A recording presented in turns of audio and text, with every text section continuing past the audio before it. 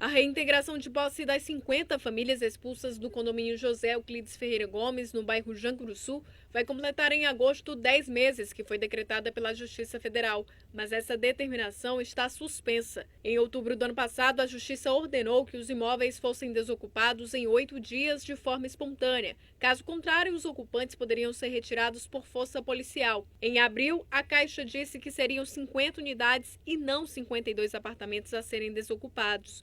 O levantamento inicial do Ministério Público dava conta de que, pelo menos, 50 famílias tinham sido mandadas embora, como mostrou em primeira mão a TV Jangadeiro. Mas em abril deste ano, o MP indicou que mais outras 68 unidades foram ocupadas irregularmente. Essa defensora pública explica que a quantidade conhecida dos casos de expulsão pode não corresponder à realidade. O medo e a sensação de insegurança impedem que as pessoas prejudicadas façam denúncias. Esse contexto de violência ele persiste no território, de modo que, mesmo sendo restituída a casa do antigo proprietário, esse vai resistir a voltar ao território, porque a situação do território de ameaça, de risco, persiste. Porque as pessoas têm medo de ir à delegacia registrar a ocorrência, têm medo que os seus agressores, de alguma forma, venham a saber do registro desse fato diante das instituições de segurança. A Caixa Econômica disse à Justiça Federal que os moradores expulsos do residencial José Euclides Ferreira Gomes não pretendiam retornar os imóveis. Dos 50 proprietários, 43 já haviam manifestado essa decisão por meio do pedido de anulação do contrato. 5 já haviam iniciado os procedimentos para isso e 2 já tinham sido excluídos do sistema de administração de carteiras imobiliárias.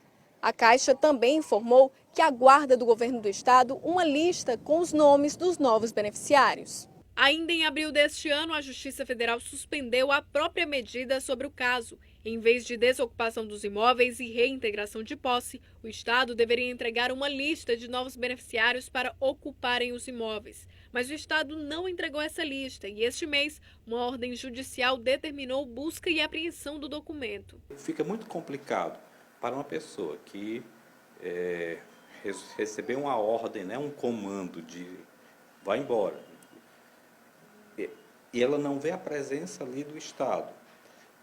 Ela vai retornar, o Estado está recuado e o crime continua prevalecendo. O investimento total para a construção do condomínio foi de 206 milhões de reais.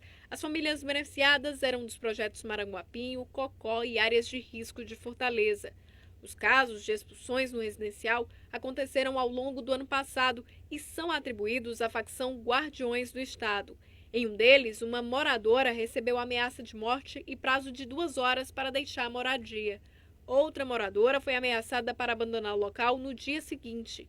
Outros moradores tiveram 5 ou 10 minutos para irem embora depois da ordem de saída. Até um assassinato foi registrado. Na ação do Ministério Público do ano passado, consta que criminosos circulavam com arma em punho livremente pelo condomínio, expulsando os proprietários ou ameaçando-os diretamente. Este especialista diz que os locais onde essas moradias populares são erguidas favorecem o domínio do crime organizado. No momento que você tem áreas desassistidas pelo Estado, e esses equipamentos que foram construídos ficam vulneráveis ao controle dessas organizações criminosas.